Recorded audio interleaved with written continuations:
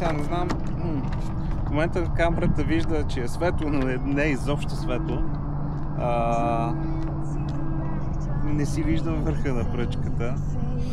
Сега в момента съм осветен от сонара, но след малко ще му пусна нощна тема, понеже нощен режим, понеже ме заслепява и не виждам много добре напред какво се случва. А тук, за да си стигна до катамарана, минавам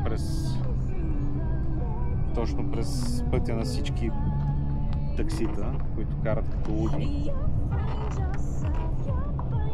Сега тук пускам, защото ето, аз съм на 49,7 метра и една рибка тръгна от 40-тия с мен слиза надолу и долу на дъното има друга.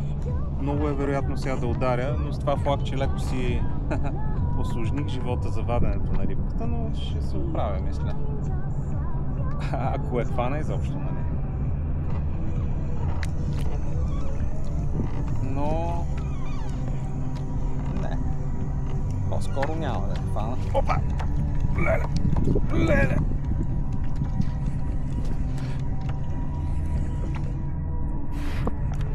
Това как ме натресе?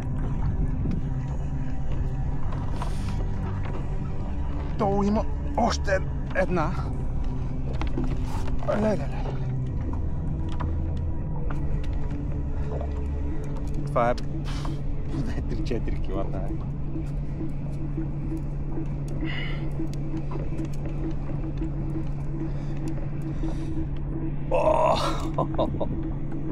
Ужас.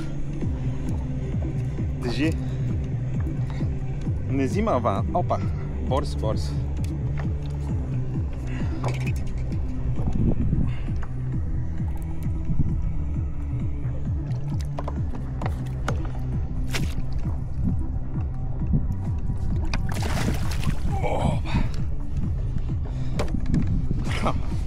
Долу има още една, между другото.